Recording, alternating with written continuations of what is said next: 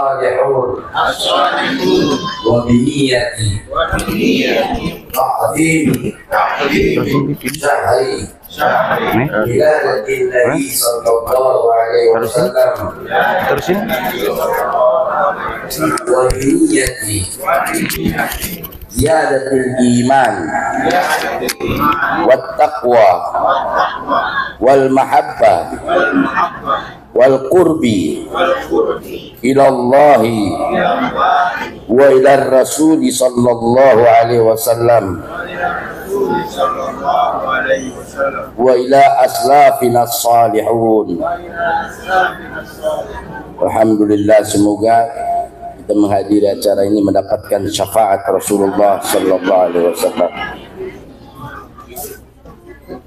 Dan juga sebelum mulai juga saya berbicara, mari saya minta izin kita doakan guru kami, guru kita semua, Syekhuna Sayyidul Walid Al-Habib Abu Bakar bin Hasan Al-Attas, dan keluarga beliau panjang umur, sehat walafiat, dijauhkan dari segala bala wal waba wal fitnah wasyar'in wassihir wa min kulli su' ma dhara minna wa ma batan bihaqqin nabi wa ala nabi, dan juga buat keluarga kita semua. Al-Fatihah.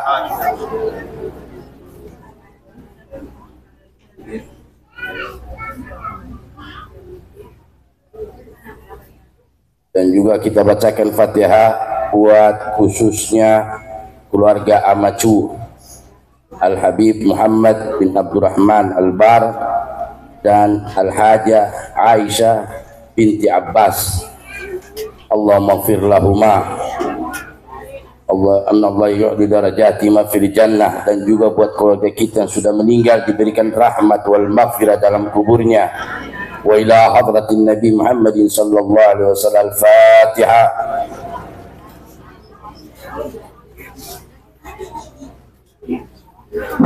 Amin. Terima kasih.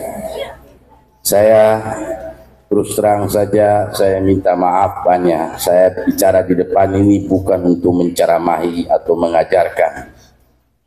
Subhanaka la ilma illa ma 'allamtana innaka antal alimul hakim. Rabbi shrah li sadri wa yassir li amri wahlul 'uqdatam min lisani yafqahu qawli. Rabbi zidni ilman warzuqni fahma. Allahumma salli ala Sayyidina Muhammad al-Fatihu lima ughliq wal khatimu lima sabaq nasiril haqqi bil haqq wal hadi ila siratikal mustaqim wa ala ali haqqa qadrihi wa miqdarihil azim. Amma ba'd. Memperingati Maulid Nabi adalah suatu kewajiban bagi kita yang beriman. Kenapa saya bilang beriman? Karena hanya orang-oranglah yang beriman yang mencintai Rasulullah dengan memperingati Maulid sesuai dengan firman Allah. Allah memerintahkan bersalawat kepada Rasul hanya orang-orang yang beriman. Innallaha wa malaikatahu yusalluna 'alan nabi ya ayyuhalladzina amanu sallu alaihi wa sallimu taslima. Jadi kalau kita mau dikatakan orang beriman, maka kita wajib mencintai Rasul. Mengadakan Maulid Nabi termasuk salah satu iman kepada Allah. Walaupun ada yang mengatakan begini, ada begitu, itu bahasanya dalam Al-Quran akhir surat ayat Kafirun, lakum dinukum waliyadin. Artinya saya pribadi tidak menyalahkan orang yang tidak merayakan ataupun orang yang merayakan, tapi yang saya berbicara di sini sesuai dengan perintah Allah. Karena Allah mengatakan mencintai Rasulullah, kekasihnya adalah suatu kewajiban bagi orang-orang yang beriman. Kalau kita mau dikatakan oleh Allah, mau dianggap oleh Allah, dimasukkan dalam golongan beriman, maka kita harus mencintai Rasul. Salah satu kecintaan kita kepada Rasul memperingati kelahiran Rasulullah. Alhamdulillah, tidak sampai di situ juga.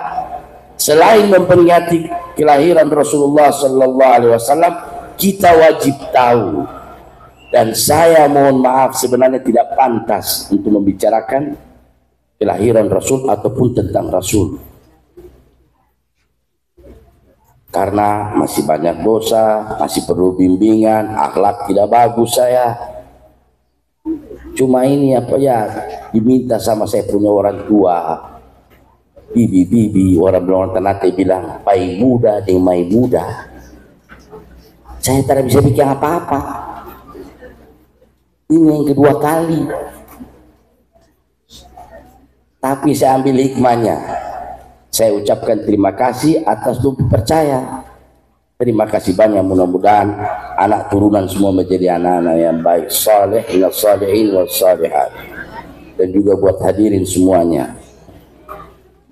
Jadi kalau kita mencintai Rasulullah, hal apapun yang menyangkut dengan Rasulullah tidak ada pilih-pilih. Terutama dalam kehidupan Rasulullah. Apa itu? Kadang-kadang ada cerita-cerita yang kurang baik tentang Rasulullah, walaupun ada hadisnya. Maaf, mungkin Habib Abdurrahman dan juga Habib Farhan juga yang di sini, Habib Abdullah bisa tahu. Bukan saya membantah ataupun segala macam hadis, tetap selalu yang diajarkan oleh Sayyid Abu Al-Maliki, apabila mendengar sesuatu yang kurang bagus, hasya wa kalla.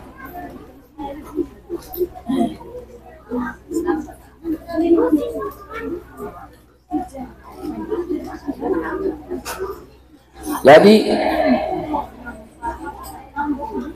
kata Al-Hikam, guru kami Al-Habib Abu Bakar mengajarkan, ceritakanlah kepada anak turunanmu tentang Rasul yang indah-indah, sehingga mereka mencintai Rasulullah yang sangat dalam. Kenapa saya bawa hari ini tentang Rasulullah yang indah-indah? Walaupun contoh, maaf, karena Allah sendiri menceritakan tentang Rasulullah yang indah. Allah puji Rasul, wa innaka la'ala khuluqin adzim. Laqad kana fi Rasulillahi uswatun hasanah. Allah Tuhan menceritakan tentang Rasul hal yang baik, pujian yang luar biasa. Cuma kadang-kadang kita umatnya tidak ada rasa terima kasih. Kadang-kadang ada cerita-cerita. Bukan saya membantah sejarah, terada. Saya cuma ingin supaya kita selalu mencintai Rasulullah tanpa ada cacat, tanpa ada kekurangan. Karena Allah Tuhan semesta alam tidak menceritakan di dalam Al-Quran kekurangannya Rasul.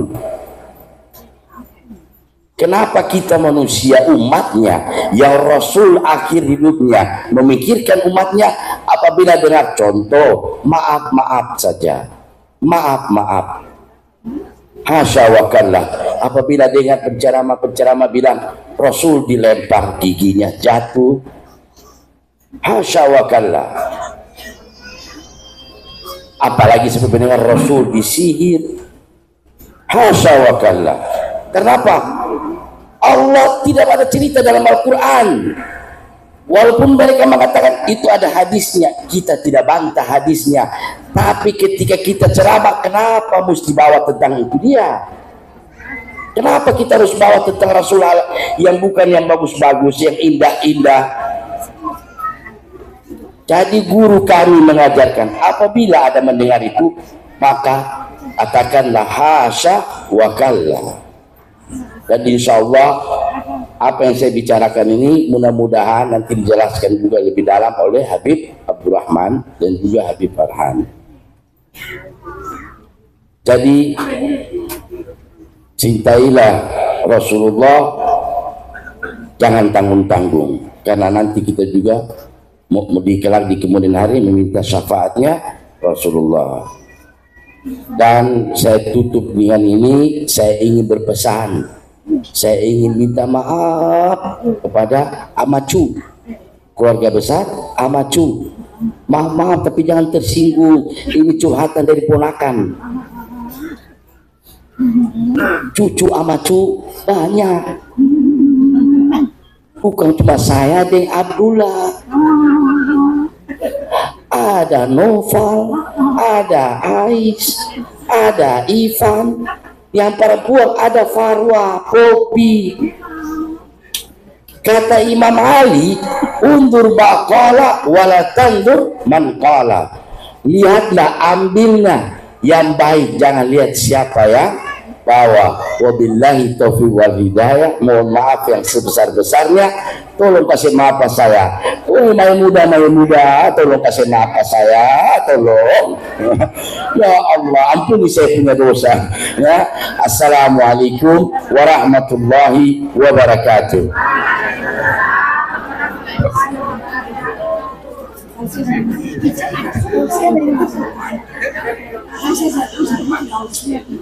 Tausiah berikutnya oleh Habib Farhan bin Mohdar As-Sagaf. Kepada Habib dipersilahkan. Assalamualaikum warahmatullahi taala wabarakatuh. Alhamdulillah wassalatu wassalamu ala sayyidina Rasulillah wa ala alihi wa sahbihi wa man walah. Wala haula wala quwwata illa billah. Subhanaka la ilma lana illa ma 'allamtana innaka antal alimul hakim. Rabbi shrah li sadri wa yassir li amri wahlul 'uqdatam min lisani yafqahu qawli wa saddid lisani wahdi qalbi bi jahi sayyidina Muhammadin sallallahu alaihi wasallam. Amma ba'du. Saya mungkin hanya ingin menyampaikan sedikit nasihat yang diberikan oleh guru saya. Nama beliau Dr. Sami Abdul Fattah Hilal. Sami namanya, Abdul Fattah itu ayahnya, Hilal itu famnya. Beliau ketika mengajar kita, itu beliau sangat sering menekankan. Beliau mengatakan, kunu mu'minina ba'dama kuntum muslimin. Jadilah kalian sebagai orang-orang yang beriman setelah kalian menjadi orang muslim. Di situ beliau membedakan antara iman dengan Islam. Sedangkan kalau kita di jurusan tafsir itu kita mengatakan bahwasanya iman dan Islam itu adalah kata yang idza ijtama'a iftaraqa wa idza iftaraqa ijtama'a. Apabila satu disebut maka dua-duanya itu digabungkan. Yang salah satu itu dia dia memiliki makna yang lainnya. Contohnya sebagaimana Al-Habib sallallahu alaihi wasallam, beliau bersabda, al-muslimu akhul muslim. Seorang muslim itu adalah saudara bagi muslim lainnya. Maka apakah muslim saja? Tidak, situ muslim dan juga mukmin di situ. Tapi guru saya membedakan. Beliau mengatakan bahwasanya di situ ada sirrun daqiq, ada rahasia yang terselubung di situ. Karena yang membedakan antara Islam dengan iman itu adalah Allah Subhanahu wa taala. Dalam Al-Qur'an Allah Subhanahu wa taala berfirman, qalatil a'rabu amanna qul lam tu'minu walakin qulu aslamna walamma yadkhulul imanu fi qulubihim. Ketika Al-A'rab di sini itu ada perbedaan pendapat. Al-Imam Al-Alusi beliau menyatakan dalam tafsirnya beliau yang bernama Ruhul Ma'ani, itu di situ disebutkan, beliau menukil kalamnya Mujahid bahwasanya Al-A'rab di situ adalah Bani Asad bin Khuzaimah. Mereka datang kepada Nabi, kemudian mereka katakan, ya Rasulullah, atainaka bil athqali wal iyal. Ya Rasulullah, kami mendatangimu, itu kami membawa beban kami dan juga keluarga-keluarga kami. Walam nuqatilka kama qatalaka banu fulan, dan kami tidak memerangimu sebagaimana Bani Fulan memerangi engkau. Itu Al-Imam Al-Alusi beliau mengatakan bahwasanya mereka berkata seperti ini, itu mereka ingin mendapatkan sesuatu dari Nabi. Mereka merayu Nabi. Kemudian beliau menyampaikan pendapat yang lain bahwasanya A'rab di situ adalah kumpulan dari qabail, di antaranya Bani Ghifar, Bani Aslam dan Bani Asja'. Mereka datang kepada Nabi dan mengatakan, "Ya Rasulullah, amanna fastahqaqnal karamah." Ya Rasulullah, kami ini sudah beriman, maka kami pantas untuk mendapatkan kemuliaan. Maka di situ Allah Subhanahu wa taala membantah mereka. Allah Subhanahu wa taala mengatakan, "Qul lam tu'minu." Katakanlah wahai Muhammad bahwasanya kalian itu belum beriman. Kalian itu belum beriman. Walakin qulu aslamna. Akan tapi katakanlah bahwasanya kami sudah masuk Islam. Kemudian di ayat yang lain itu Allah Subhanahu wa taala berfirman, "Innal muslimina wal muslimati wal mu'minina wal mu'minati wal qanitina wal qanitati" ila akhir ayat. Al-Imam Fakhruddin Ar-Razi dalam tafsirnya beliau, Tafsir Al-Kabir atau Mafatihul Ghaib, itu beliau menyatakan pendapatnya beliau, pendapat yang luar biasa. Jadi beliau mengatakan setelah di ayat sebelumnya itu Allah Subhanahu wa taala memberikan nasihat kepada perempuan, maka di sini Allah Subhanahu wa taala memberikan beberapa step yang harus dilalui. Step yang pertama adalah al-muslimina wal muslimat. Itu adalah Islam. Itu adalah step yang pertama. Kemudian selanjutnya adalah step iman wal mu'minina wal mu'minat. Maka di sini juga Allah Subhanahu wa taala memisahkan antara Islam dengan iman. Kemudian beliau mencontohkan apa itu Islam, apa itu iman. Beliau mengatakan apabila ada seorang mukallaf yang mengatakan bahwasanya aku menerima apa yang dikatakan oleh fulan tanpa ada yang tasdik, tanpa mempercayainya, tanpa membenarkannya, maka itu adalah Islam. Akan tetapi apabila dia mempercayainya dan mengatakan bahwa itu adalah benar, maka itulah iman. Guru saya memesankan ini karena beliau berkata bahwasanya yang pertama, wu'udullahi ta'ala fi kitabihi tata'allaqu bil imani wa lam tata'allaq bil Islam. Bahwasanya janji-janjinya Allah di Al-Quran itu semuanya itu berkaitan dengan iman, selalu dikaitkan dengan iman dan tidak dikaitkan dengan Islam. Seperti dalam surat An-Nisa Allah Subhanahu wa taala berfirman, "Wa may ya'mal minas salihati min dzakarin aw untha wa huwa mu'min." Dan barang siapa yang mengamalkan amal-amal soleh, amal-amal yang baik dari para laki-laki maupun perempuan, dan dia harus beriman. Bukan muslim saja, tapi dia harus ada di step selanjutnya. Dia harus beriman. Di ayat yang lain Allah Subhanahu wa taala berfirman, "Wa kadzalika haqqan 'alaina nunjil mu'minin." Begitulah sudah pasti bagi kami untuk menyelamatkan orang-orang mukmin. Di ayat yang lain Allah Subhanahu wa taala berfirman, "Wa kana haqqan 'alaina nasrul mu'minin." Dan sudah pasti kami akan menolong orang-orang yang mukmin. Ini adalah hal pertama. Maka kenapa dibedakan antara iman dengan Islam? Kemudian yang kedua, beliau mengatakan karena al-munafiq dalam Islam itu al-munafiquna dakhilun fihim. Orang-orang munafik itu mereka masuk kepada Islam. Mereka bersyahadat, mereka bersumpah sebagaimana Rasulullah sallallahu alaihi wasallam bersumpah. Mereka salat, mereka iqamatis shalah. Dan itu sudah diikrar sama Allah Subhanahu wa taala. Allah Subhanahu wa taala berfirman, "Wa idza qamu ila sholati qamu kusala." Dan apabila mereka bangun untuk salat, maka mereka akan bangun dengan bermalas-malasan. Inilah orang munafik. Kemudian mereka juga menunaikan zakat. Mereka membayar zakat. Oleh karena itu, ketika pemerintahan khilafah Sayyidina Abu Bakar, ketika mereka berhenti untuk membayar zakat, akhirnya Sayyidina Abu Bakar mengatakan kepada mereka, "Wahai fulan, kenapa engkau tidak membayarkan zakat sebagaimana engkau dulu membayarkannya kepada Nabi?" Sayyidina Abu Bakar juga beliau mengisbatkan bahwasanya orang-orang seperti ini, para munafikun itu mereka juga membayar zakat. Maka agar tidak tercampur, agar janjinya Allah Subhanahu wa taala itu tidak sampai kepada orang mukmin, tidak sampai kepada orang munafik, maka Allah janjikan bagi orang-orang yang mukmin. Bukan tidak kepada orang-orang yang muslim saja, tapi harus selangkah lebih tinggi lagi. Mungkin sampai sini mungkin ada pertanyaan. Kalau begitu, bagaimana caranya kita agar beriman kepada Allah Subhanahu wa taala?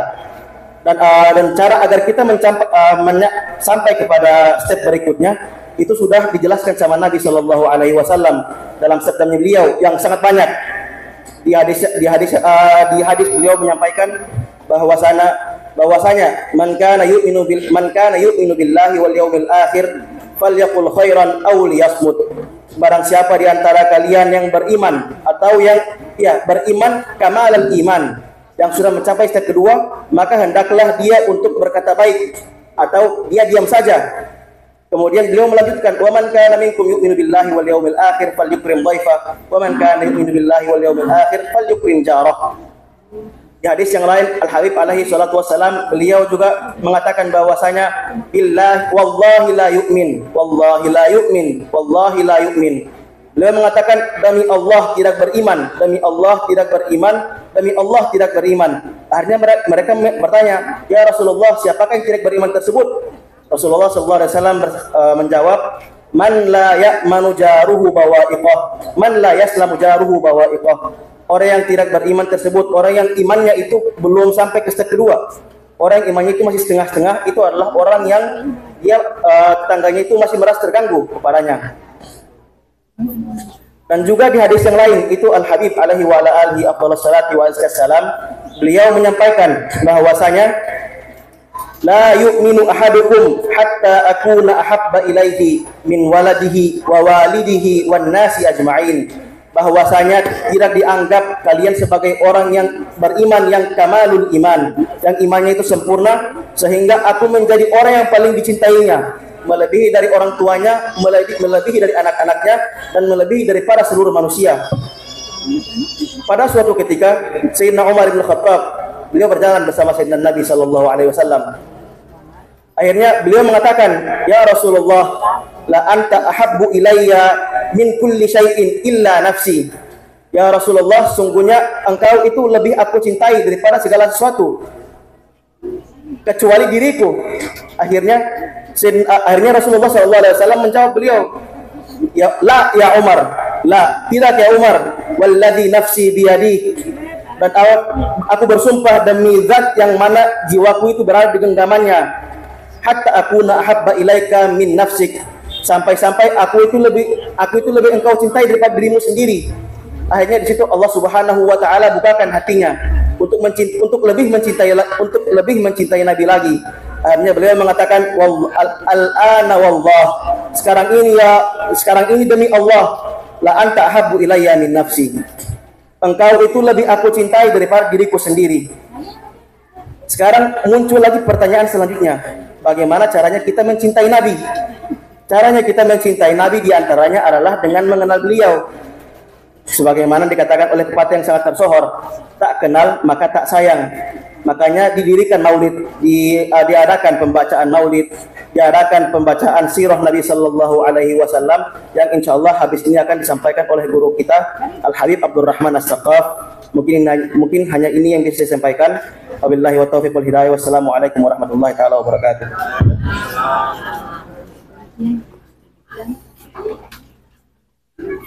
Tausiah tadi dapat menambah kecintaan kita kepada Rasulullah Sallallahu Alaihi Wasallam.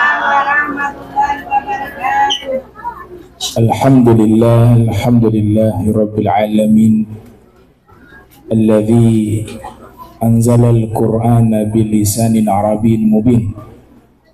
Thumma salatu wassalamu ala Sayyidina Muhammadin al-mab'uth rahmatan lil alamin wa ala alihi wa sahbihi ajma'in, amma ba'du.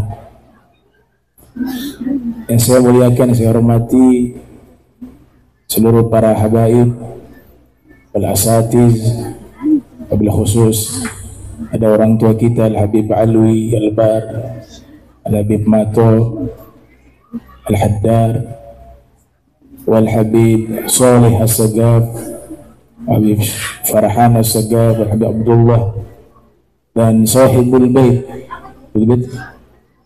Ibu Ulfa, Syarifah Ulfa binti Ali bin Syekh Abu Bakar bin Salim, dan seluruh ibu-ibu yang saya muliakan, para ustazah, para syarifah,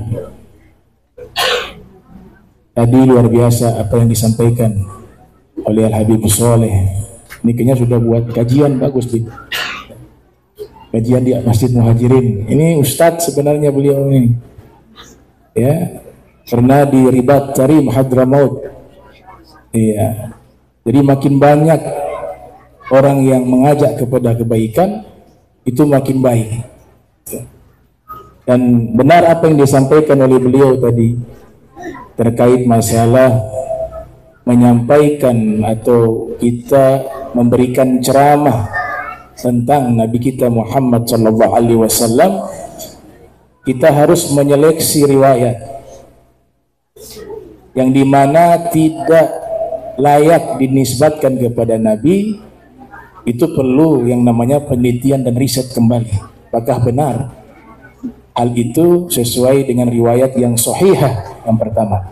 Karena konsep prinsip dasar Nabi itu sudah diberikan gelar yang disebut Al-Insanul Kamil, ya, manusia yang sempurna. Itu prinsip dasar. Jadi kalau ada yang merusak kesempurnaan Nabi dari berbagai sumber manapun, ini patut kita teliti untuk cari tahu benar tidak, karena konsep dasarnya Nabi itu manusia yang sempurna. Dan para ulama banyak yang menulis kitab dengan judul Al-Insanul Kamil, termasuk Abuya Profesor Dr. Said Muhammad bin Alwi Maliki, Syekh Abdul Karim Al-Jili, Syekh Sirajuddin. Itu mereka menulis kitab berjudul Nabi Muhammad manusia yang sempurna, dan itu disepakati oleh semua ulama. Dan benar di dalam Al-Quran tidak ada satupun firman ketika menceritakan tentang sosok figur Nabi Muhammad sallallahu alaihi wasallam melainkan semuanya kesempurnaan, keindahan, kemuliaan, keagungan. Nah, Al-Quran sebagai sumber utama, maka ini yang menjadi pegangan kita. Ada beberapa riwayat yang sebagai contoh ya, yang bisa mengurangi derajat Nabi. Misalnya itu beberapa riwayat menyebutkan Nabi meninggal dunia itu karena sebab diracun, ya, hasya wa kalla, diracun oleh seorang wanita Yahudi ketika menghidangkan makanan kepada Nabi. Waktu itu daging kambing, ternyata sudah ditaburi racun. Nabi sempat makan itu. Nah, sebab racun tersebut Nabi mulai sakit sampai akhirnya meninggal dunia. Nah, ini juga hasya wa kalla. Walaupun ada, kita tidak mengingkari riwayat ini ada, karena memang ada niatan juga. Bahkan di kalangan sahabat seperti Ibnu Mas'ud radhiyallahu anhu itu mengatakan tufiya maqtulah, Nabi meninggal karena terbunuh. Niatannya baik, agar nala darajati syuhada, agar Nabi meninggal meraih derajat syuhada. Tapi di satu sisi, di mana wallahu ya'simuka minan nas, innallaha la yahdi qaumal kafirin. Ya. Allah Ta'ala menjaga dirimu dari kejahatan manusia dalam Al-Quran. Dan tidak mungkin orang-orang kafir ataupun manusia membunuh Nabi Muhammad. Di mana penjagaan Allah? Jadi ini juga dikritik oleh ulama. Riwayat tadi yang Nabi meninggal karena diracun, ya, di antaranya Al-Imam Ibnu Qutaibah dalam kitab Ta'wil Mukhtalafil Hadis, beliau mengatakan bahwa Allah Ta'ala menjaga Nabi. Tidak mungkin ada orang kafir bisa membunuh Nabi Muhammad SAW, karena penjagaan Allah menggunakan fi'il mudhari, ya'simuka. Maknanya istimrori, senantiasa Allah itu menjaga Nabi setiap saat, setiap waktu dari gangguan dan kejahatan manusia. Dan juga ada hal yang menarik. Kalau kita meneliti satu kitab tasawuf berjudul Tanwirul Qulub, di situ ada riwayat dari Syekh Muhammad Amin Kurdi Naqsyabandi. Jadi di riwayat ini membenarkan adanya riwayat itu, yaitu wanita Yahudi sengaja menaburi racun untuk menguji benar tidak ini Nabi. Kalau ini seorang Nabi yang benar, pasti tidak makan, karena tahu ini racun. Karena Allah akan menjaga. Tapi kalau memang dimakan, berarti bukan Nabi. Nah, kalau kita analisis, kalau Nabi sudah makan, berarti bukan Nabi. Karena wanita Yahudi tersebut kan tujuannya untuk menguji kebenaran, otentik tidak ini Nabi. Kalau benar seorang Nabi tidak mungkin dimakan daging beracun tersebut, karena Allah pasti akan menjaga atau malaikat akan mengabarkan. Tapi kalau riwayat ini diterima bahwa Nabi sempat makan, berarti uji coba wanita Yahudi itu sudah menunjukkan ini bukan Nabi, karena sempat makan. Ini kontradiksi dengan riwayat. Makanya ulama lain menerima bahwa riwayat ini benar adanya, tapi Nabi tidak sempat makan. Kenapa demikian? Ketika Nabi ingin memakan itu daging, mukjizat terjadi. Daging itu bicara. Daging kambing yang sudah dipotong, ya sudah terpisah dari tubuhnya, sudah tidak ada darah di situ, tidak ada jantung di situ. Dia benda mati. Mukjizat berbicara kepada Nabi. Dia katakan, ya Rasulullah, la ta'kulni fa inni masmumah. Wahai Rasul, jangan kamu makan saya, karena saya sudah ditaburi racun, kata Nabi. Nah, riwayat inilah yang justru kuat, karena menguatkan kebenaran bahwa sesungguhnya beliau adalah Nabi. Uji coba wanita Yahudi tersebut benar-benar terbukti bahwa kalau Nabi Muhammad seorang Nabi tidak akan mungkin memakan daging beracun, karena dijaga oleh Allah Subhanahu wa Ta'ala. Nah, ini saya bilang studi kritis. Kedua-duanya sumbernya dari kalangan para ulama, ya, yang meriwayatkan bahwa Nabi terbunuh karena memakan sebab daging tersebut bekas racun itu masih tersisa hingga beliau wafat. Itu ada riwayat. Tapi kenapa kita tidak pilih riwayat kedua yang justru lebih kuat dari sisi analisisnya, dari sisi sanadnya dan matannya? Ini yang kita perlu, yang tadi menyempurnakan sirah nabawiyah. Karena tujuannya apa? Yang pertama, kita harus ta'zimuhu, mengagungkan Nabi Muhammad SAW. Ya, karena memang ini manusia yang layak dan patut dimuliakan. Kita tidak mengenal Nabi secara utuh. Para sahabat wa ahlul bait mengatakan ma'arafnahu illa zillah. Kami yang hidup bersama Nabi, itu yang kami kenal hanya bayangan Nabi. Kalau hakikat derajat kemuliaan Nabi Muhammad, yang mengenal yang menciptakannya, yaitu Allah Subhanahu wa Ta'ala. Kemudian ketika Nabi meninggal dunia, ada adab ikhwan muslimin, adab yang harus kita amalkan, yang harus kita tunaikan dan diajarkan oleh para imam besar, para a'immah ummah. Di antaranya Imam Malik. Imam Malik mengatakan, kalau kalian ziarah ke kuburan Nabi, jangan mengatakan saya ziarah ke kuburan Nabi. Beliau mengatakan itu su'ul adab. Ya, berarti dianggap Nabi itu mati, sama seperti orang biasa. Jadi beliau memakruhkan orang mengatakan saya ziarah ke kuburan Nabi, tapi saya ziarah kepada Nabi Muhammad sallallahu alaihi wasallam. Di sini ada dua poin. Yang pertama, al-adab. Beliau ingin pesankan kepada kita beradab, berakhlak kepada Nabi Muhammad sallallahu alaihi wasallam. Di dalam hadis yang disebutkan oleh Imam Suyuti yang lahir tahun 849 Hijriah, wafat 911 Hijriah, juga diriwayatkan di dalam riwayatnya Al-Bazzar wa Imam Baihaqi dan juga para imam lainnya seperti Imam Tirmidzi. Itu Nabi bersabda dalam satu riwayat, beliau bersabda, man zara qabri wajabat lahu syafaati. Siapa yang ziarah ke kuburanku, sekalipun Nabi menggunakan lafaz ke kuburanku, itu kan bahasa Nabi Muhammad. Nabi Muhammad itu tawadhu, tapi sebagai umat ada penghormatan. Ya, siapa yang ziarah ke kuburanku, wajib baginya syafaatku, kata Rasulullah SAW. Sehingga para ulama mengatakan, Imam Malik diantaranya menyatakan bahwasanya ketika kita mengatakan ziarah ke kuburan Nabi sesuai dengan hadis tadi, kemudian mendapatkan syafaat Nabi, itu tidak semua orang yang ziarah dapat syafaat Nabi. Tidak semua yang ziarah mendapatkan syafaat Nabi. Ada yang ziarah tapi anggaplah Nabi sudah mati, nggak bisa dapat syafaat, nggak ada penghormatan dan adab. Ada juga yang ziarah gak punya cinta, hanya sekedar seremonial, ikut-ikutan. Tapi orang yang dapat syafaat Nabi ketika ziarah, yang pertama dia ziarah, dia meyakini Nabi hidup di alam khusus. Dia meyakini ketika dia ziarah, Nabi menyaksikan kehadirannya dan kedatangannya.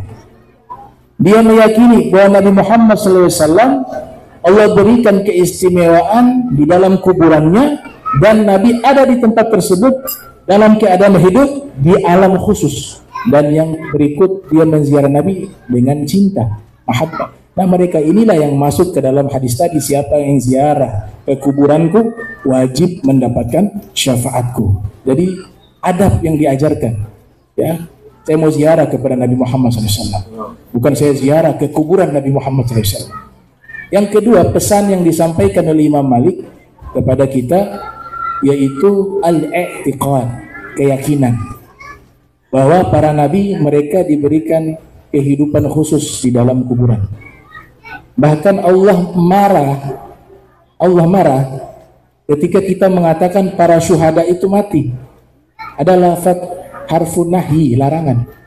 Wala taqulu liman yuqtalu fi sabilillah amwat. Larangan itu kan sebenarnya teguran.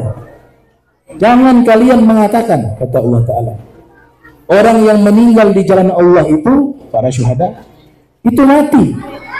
Jadi kalau para syuhada saja Allah Ta'ala melarang kita mengatakan mereka itu mati, bagaimana derajat para anbiya yang di atas syuhada?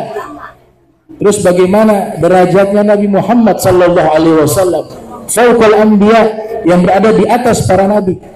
Nah, ini dalam ilmu usul fikih disebut al-qiyas al-aulawi, ya. Jadi qiyas al-aulawi menyebutkan bahwa kalau para syuhada saja dilarang kita mengatakan mereka mati, lantas bagaimana Nabi Muhammad sallallahu alaihi wasallam?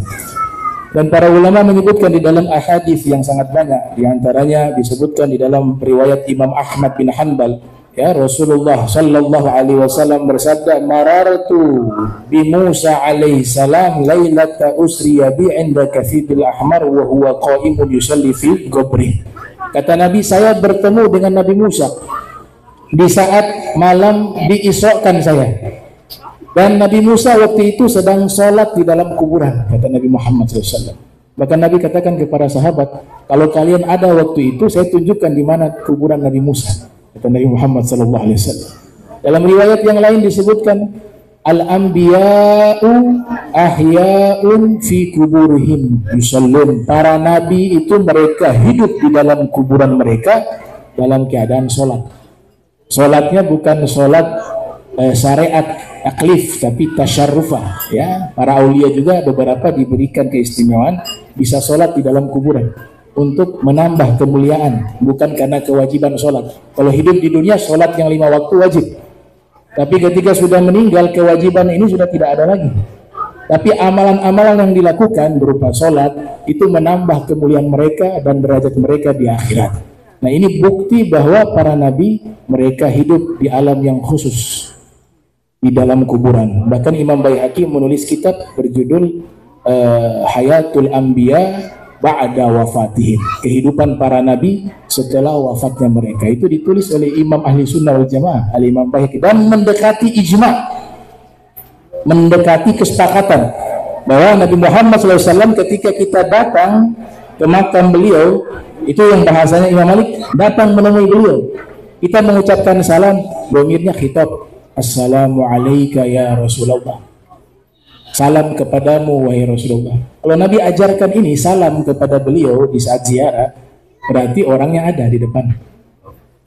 Karena menggunakan kata kamu. Kalau tidak ada atau jauh pakai dia. Assalamualaikum. Salam kepadanya lil ba'id. Itu untuk yang jauh. Tapi ketika salam kepadamu itu lil qarib. Ya, hadir di depan kita sallallahu alaihi wasallam. Nah, jadi ini penting sekali Ibu-ibu, sehingga ibadah kita itu punya makna, ya, punya zauq dalam bahasa tasawuf, ada rasa di dalam beragama. Ya, orang kalau sudah beragama tanpa rasa itu percuma. Bukan tidak sah, tapi substansi dari ibadah itu dia tidak bisa raih. Ya, padahal tujuan ibadah itu tadi, kalau kepada Nabi Muhammad yang paling tertinggi adalah apa? Mahabbah, cinta, ya. la yu'minu ahadukum hatta akuna ahabba ilaihi min waladihi wa walidihi wan nas ajmain. Tidak sempurna keimanan seorang di antara kalian hingga dia jadikan aku lebih dia cinta melebihi anaknya, orang tuanya dan seluruh manusia. Nah, terakhir saya ingin tambahkan, tadi poinnya saya hanya menyempurnakan, tadi sudah kifayah, sudah cukup tadi. Habib Soleh punya sudah lebih dari lengkap tadi, ya. Cuma saya hanya tambahkan sedikit saja agar tambah disebut bahasa nahu itu taukid lah, ya, mempertegas saja. Tapi kalau sudah substansi tema tadi sudah luar biasa yang disampaikan oleh Habib Soleh Assegaf. Kemudian ini alhamdulillah ini adik kami, ya, alhamdulillah makin banyak adik-adik yang sekolah agama, itu saya sangat senang sekali. Masya Allah, ini dari Mesir mau lanjut sampai S3 insya Allah, kita doakan ya.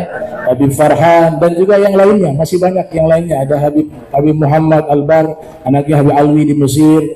Ada juga Habib Syahon Albar. Ada juga, wah banyak dah ya, ya. Yang pondok pesantren juga ada, anak antum juga ya. Ya, anaknya Habib Soleh juga ya. Ini luar biasa kalau lingkungan kita semua ini dihidupkan syiar-syiar agama, penuh dengan majlis taklim, banyak anak-anak soleh. Itu yang untung bukan hanya mereka. Yang pertama kali yang untung orang tua. Orang tua yang paling untung. Ya, gak ada investasi terbaik di alam jagat raya ini seperti menyekolahkan anak di dalam agama Islam, ilmu agama Islam. Itu sampai meninggal orang tuanya, itu anaknya mengajar, ilmunya manfaat, orang tuanya dapat pahala di dalam kubur sampai hari kiamat kalau muridnya masih ada. Itu belum lagi diberikan derajat, kalau meninggal derajatnya dengan para nabi itu hanya beda 1 derajat, kata Imam Ghazali ya, meninggal dunia dengan para anbiya 1 derajat. Dan ini satu keuntungan besar, alhamdulillah.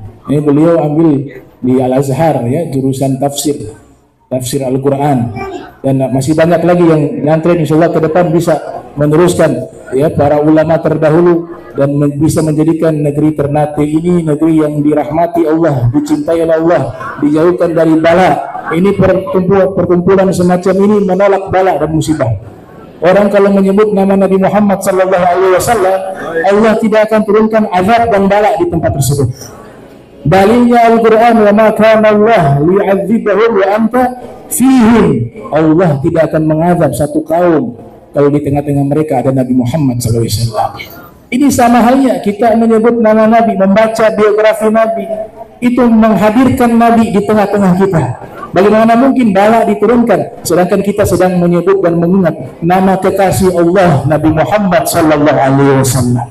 Sedikit saya tutup terkait tafsir Al-Quran. Ada tafsir yang mengganggu saya selama ini tentang reinkarnasi. Jadi ada beberapa orang mengajukan pertanyaan kepada saya. Mereka mengatakan, "Bib, ini reinkarnasi itu dalam Islam ada. Buktinya di dalam Al-Quran di surat Al-Baqarah ayat 28. Allah menyebutkan bahwa sesungguhnya kaifa takfuruna billah wa kuntum amwata fa ahyakum thumma yumitukum thumma yuhyikum thumma ilaihi turja'un." Di ayat ini kan menerangkan dulu kalian mati, kemudian dia hidupkan kalian, setelah itu dia matikan kalian lagi, kemudian dia hidupkan kalian kembali, dan kepadanya kalian dikembalikan. Ini jadi dalil, ini gara-gara gak pakai tafsir Al-Quran, pakai akal, nih bahaya. Al-Quran di otak-atik pakai akal, gak pakai ilmu, gak pakai tafsir. Mereka mengatakan, kan yang pertama Allah bilang kalian mati, kemudian dihidupkan kalian di dunia, setelah itu dimatikan kalian di dunia, kemudian hidup lagi di dunia, katanya begitu ya. Jadi reinkarnasi itu kepercayaan ya, satu pemikiran yang di luar Islam, yang meyakini jika kita ini manusia ada yang mati, satu saat bisa hidup kembali ruhnya di jasad orang yang berbeda di alam dunia. Itu namanya reinkarnasi. Ini harus saya luruskan ya, karena masalah akidah.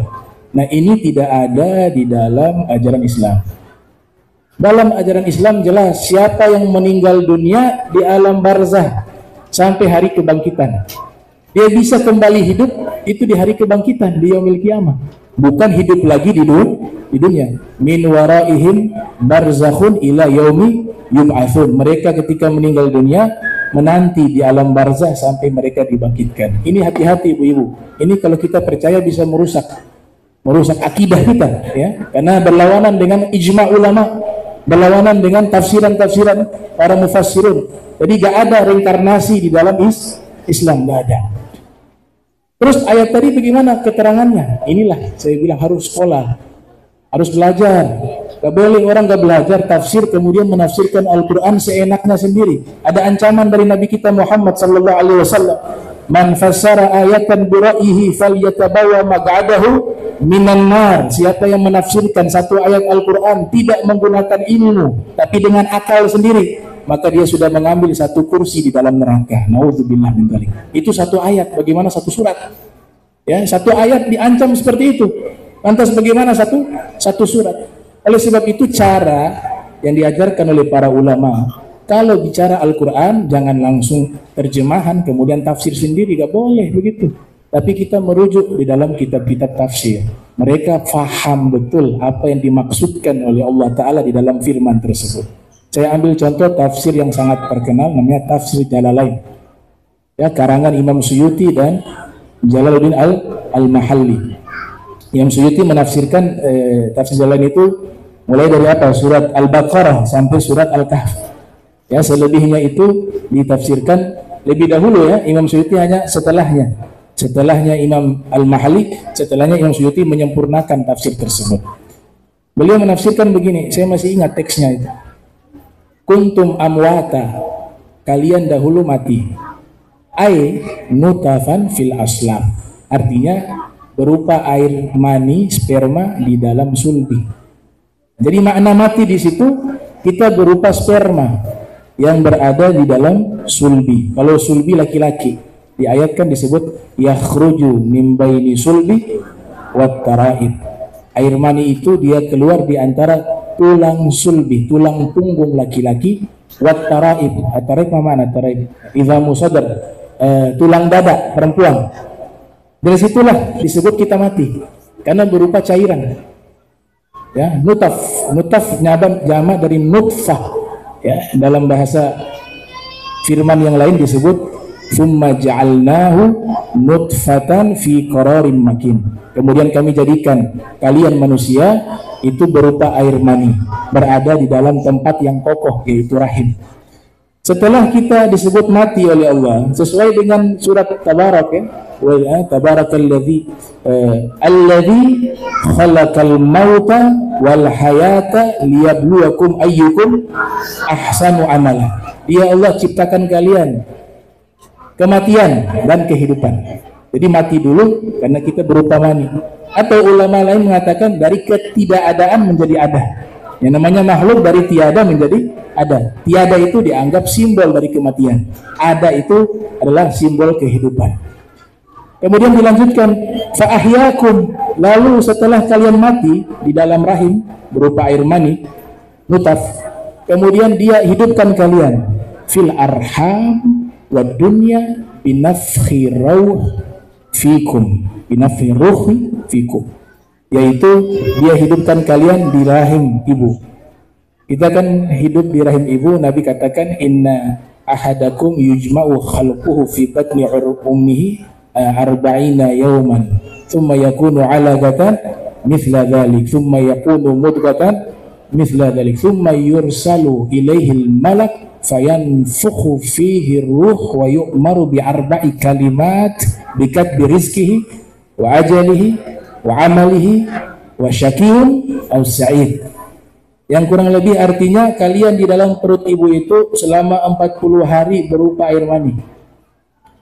Masih belum hidup karena ruh belum ada. Makanya tadi simbolnya kalian masih mati. Nanti setelah itu berubah kalian dari air mani menjadi alaqah, ya. Alaqah itu dalam bahasa Arab itu sejenis hewan, lintah. Jadi daging yang menempel di dinding rahim. Setelah itu berproses kalian menjadi apa? Mudghah, segumpal daging. Setelah itu baru diutus malaikat meniupkan ruh. Itu awal kehidupan. Ruh sudah masuk ke jasad, maka kita hidup.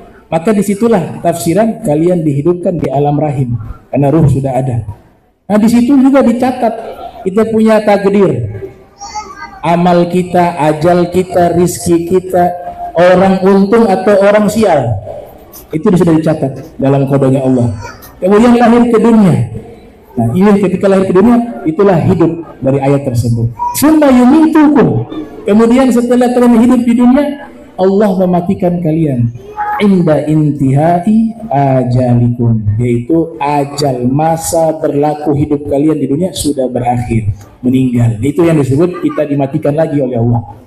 Sampai kapan? Allah Ta'ala wafatkan kita hidup di satu alam yang disebut alam barzakh, hajizun baina syai'ain, yaitu antara alam dunia dan alam akhirat. Jadi bukan dikubur. Alam barzah itu bukan kuburan, yang artinya bukan ruhnya hidup di 2 meter kali 2 meter, itu bukan. Tapi kata ulama seperti Ibnul Qayyim ya, walaupun dalam beberapa bab berbeda dengan ulama ahli sunnah wal jamaah, tapi dalam perkara ini disepakati ya, dalam kitab Ruh karangan beliau yang lahir 691 Hijriah, beliau mengatakan alam barzah itu satu alam. Jadi mau dikubur di mana tempat, kalau mereka sudah meninggal itu sama, berada di satu tempat, begitu, gak terpisah dengan ruang dan waktu. Makanya Nabi kita Muhammad SAW beliau mengatakan, inna a'amalakum tu'radu alayya fa in wajadtu khaira hamidullah wa in wajadtu ghaira dzalik istaghfartu lakum billah. Kata Nabi, semua amal perbuatan umatku itu disodorkan di hadapanku. Padahal ceritanya Nabi sudah di alam barzah. Semua amal kalian, mau orang amalan orang Ternate, itu Nabi lihat. Karena kenapa? Karena alam barzah itu alam yang tidak dihalangi oleh ruang dan waktu. Dia satu alam, sehingga bisa diketahui oleh Nabi Muhammad SAW. Ini baiknya Nabi kita Muhammad SAW. Sayangnya Nabi Muhammad kepada kita. Ya, Nabi mengatakan, hayati khairun lakum wa mamati khairun lakum. Hidup saya baik untuk kalian, dan wafatnya saya juga baik untuk kalian, kata Nabi Muhammad SAW. Kenapa? Kalau ada amalan yang buruk dari umatku, saya memohon ampun kepada Allah agar umatku diampuni dosanya. Nabi dalam kuburan masih perhatian kepada kita. Itu. Bahkan dalam satu riwayat, saya temukan tadi, ada satu riwayat, walau saufa yu'tika rabbuka fatarda. Allah akan berikan kepadamu, wahai Nabi Muhammad, segala sesuatu yang membuat engkau ridho dan senang.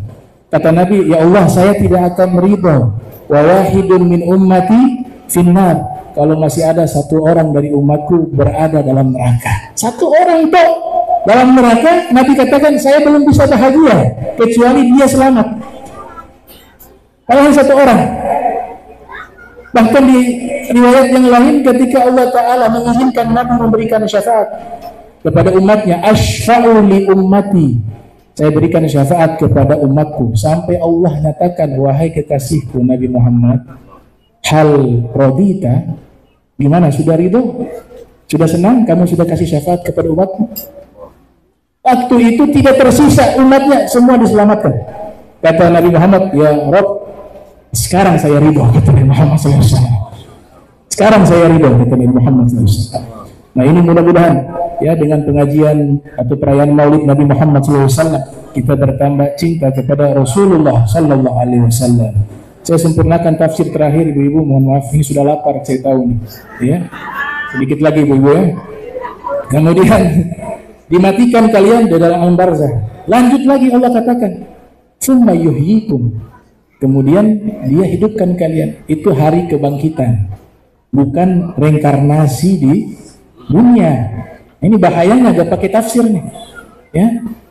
Dia hidupkan kalian bil ba'ats, kata Suyuti, di hari kebangkitan. Dilanjutkan lagi, summa ilaihi turja'un. Kemudian kalian dikembalikan kepadanya, kepada Allah Subhanahu wa taala. Di situ saya masih ingat teksnya itu. Aitu radduna ba'dal ba'thi fayujazikum bi'amalikum. Yaitu dikembalikan, dipertemukan dengan Allah setelah hari kebangkitan. Dan di saat itu Allah akan membalas semua amal-amal kalian yang kalian lakukan di dunia. Wa innama tuwaffawna ujurakum yaumal qiyamati faman zuhziha 'anil nar wa udkhilal jannata faqad faz wa mal hayatud dunya illa mata'ul ghurur. Jadi itu pesan saya terkait masalah akidah. Kalau dapat berita, karena ini juga beberapa sudah tersebar di media sosial. Ya, hati-hati, jangan percaya, tidak ada reinkarnasi di dalam pemahaman dalam agama Islam. Ya, itu sudah dibantah oleh ulama tafsir, sudah dibantah oleh ulama hadis, sudah dibantah oleh ulama ahli kalam. Ya, yang ada kita hidup kembali setelah mati di dunia, itu nanti di hari kebangkitan. Mudah-mudahan kita semua diselamatkan oleh Allah Subhanahu wa taala. Kita doakan kepada seluruh jemaah haji dan hadirat, khususnya Syahrul Bait, diberikan kesehatan, sehat walafiat, diluaskan rezekinya. Kemudian kita doakan kepada para habaib, para dai yang menyampaikan ceramah, Habib Saleh panjang umur, sehat walafiat. Habib Farhan diberikan kelancaran, sukses di dalam belajarnya. Habib Muhammad anak Habib Ali juga dimudahkan proses belajarnya di Mesir. Habib Abdullah wa jami' semua hadirin, para ustazah, para syarafah, para syarifah yang hadir semuanya, mudah-mudahan diberikan keberkahan, diberikan rezeki yang luas, kesehatan. Amin ya rabbal alamin. Allahumma jannana hadza jannan marhuma wa tafarraqan bari tafarruqan ma'asuma wa la tajmina wa la minna syaitan mahruma. Subhanaka bihamdika astaghfiruka wa atubu ilaik. Wa sallallahu alaihi wasallam Muhammad wa ala alihi wa sahbihi wa baraka wasallam. Wa la minkum wassalamu alaikum warahmatullahi wabarakatuh.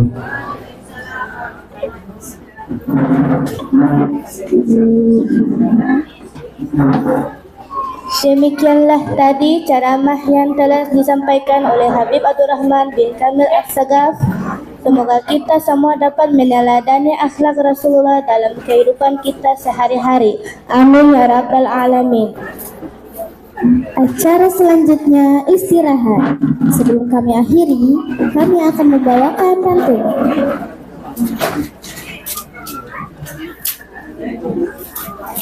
Pergi ke pasar membeli ubi. Ubi dibuat campuran salad.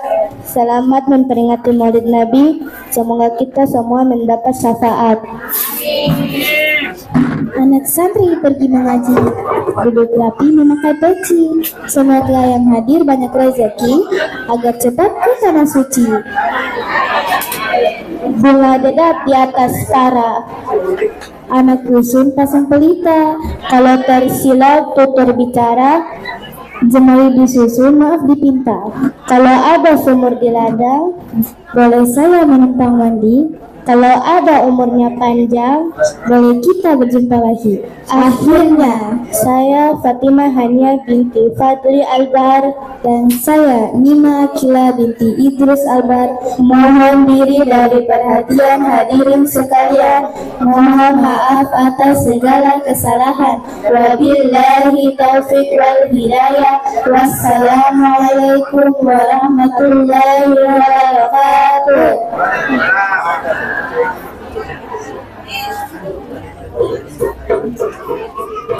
Mempersilahkan mencicipi hidangan yang telah disediakan. Terima kasih.